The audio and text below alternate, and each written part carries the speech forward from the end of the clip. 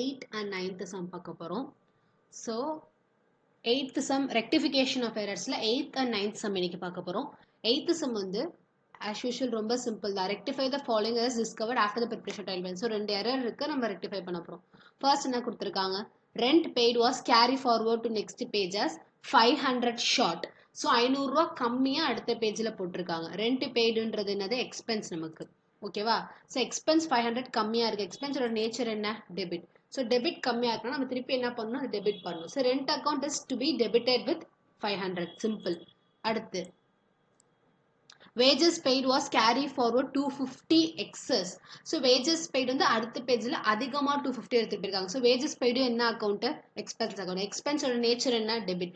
Debit அதிகமா ஆச்சுன்னா அதை காம்பன்சேட் பண்ண என்ன பண்ணுவோம்? கிரெடிட் பண்ணுவோம்.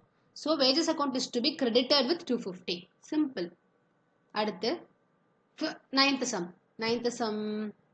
Okay. Journal entries கொடுக்க சொல்லியிருக்காங்க. Journal entries கொடுத்துட்டா you have to show it in the format in journal entries மாதிரி தான் காட்டணும். ரைட்டா? பட் இந்த மாதிரி overcast ஆயிருக்கும், one sided errorனா you can give it as a sentence. Next. Purchase book was overcast by 10,000. 10,000 overcast ஆயிருக்கு. நம்மளுக்கு எல்லாருக்கும் தெரிஞ்சதுதான். Purchase book wait, I will reveal the answer. Purchase book ஓட நேச்சர் என்ன நமக்கு தெரியும். I'm sorry for late.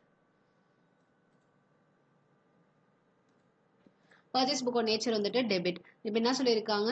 Debit வந்து ஓவர்கேஷ் இருக்கு. Debit அதிகமா இருக்கு. நம்ம அதை have to compensate, we have to credit. So purchase book is credited with 10,000.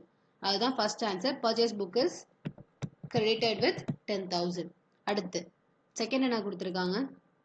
Repairs to furniture rupees 500 was debited to furniture account. So repairs to furniture means we have to consider repairs. Expense accountல தான் இருந்திருக்கணும், but அவங்க asset accountல debit பண்ணியிருக்காங்க. So account தப்பா debit பண்ணிட்டாங்க. So இப்போ என்ன பண்ணுவோம்? கரெக்டான அக்கௌண்ட் எதுவோ அதை போட்டுட்டு தப்பான அக்கௌண்ட்டை டெபிட் பண்ணியிருக்கனால அதை கிரெடிட் பண்ணுவோம். கிரெடிட் பண்ணால் என்ன ஆயிடும்? கேன்சல் ஆயிடும். அவ்வளோதான். ஸோ கரெக்டான அக்கௌண்ட் எது? Repairs account to furniture account. 500 எல்லா சம்மும் ஒரே மாதிரி தான். பழசு நீங்கள் பார்க்கலன்னா பழைய வீடியோவும் பாருங்கள். எல்லா சம்மும் லிட்டரலி ஒரே மாதிரி தான் இருக்கும். Next, a credit sale of goods to Akil Nilavan for 456 was credited to his account as 654. So ஒன்றும் இல்லை, அவன் அக்கௌண்ட்ல மாற்றி அமௌண்ட் பண்ணியிருக்காங்க. அமௌண்ட் எவ்வளோ அதிகமாக பண்ணியிருக்காங்க? 456 இருக்கிறது 654. அப்போ அதிகமாக கிரெடிட் பண்ணியிருக்காங்க அவன் அக்கௌண்ட்ல. கரெக்டா?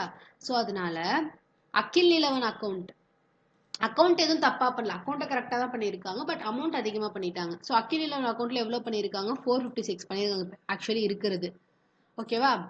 2 எவ்வளோ போயிருக்க வேண்டியது? இருக்க வேண்டியது 456. அவங்க எவ்வளோ கிரெடிட் பண்ணியிருக்காங்க?